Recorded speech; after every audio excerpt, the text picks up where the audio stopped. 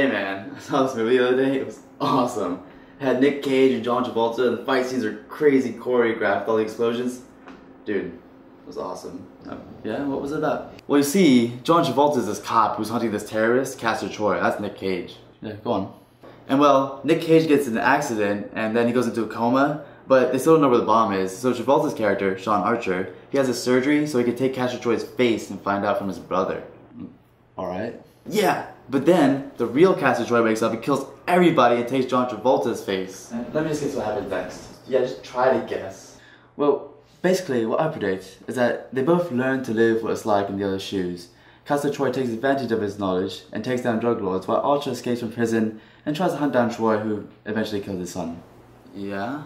And then they have massive shootouts and the real Archer convinces his wife that he is who he is, and in the end they have a massive speedboat chase with plenty of unnecessary explosions that conclude with Archer killing Troy and taking back his rightful face. Asshole, you've seen it, haven't you? Of course I've seen it before, I thought it was absolute rubbish. What makes you say that? I mean, apart from the silly gunfights, unwarranted explosions, cheesy dialogue, and that the premise of the film is that two people switched faces. It was a surgical procedure. Listen, I don't think I've seen another movie with as many cliches. The characters experience emotions at light speed, like when Archer is in prison. Every machine in the film blows up at one point or the other.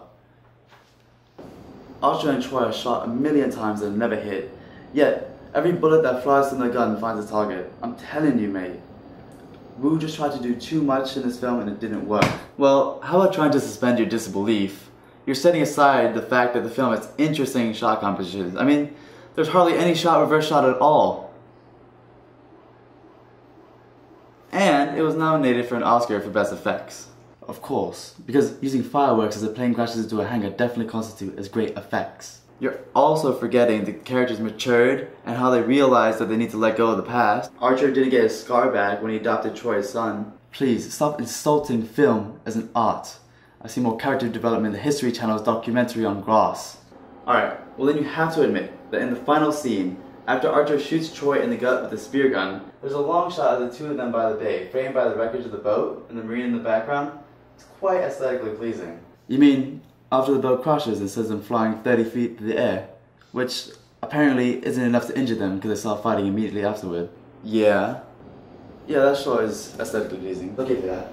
Thank you! But just a quick question there. How does a perfectly good boat explode after crashing and landing in water? Shut the f*** up.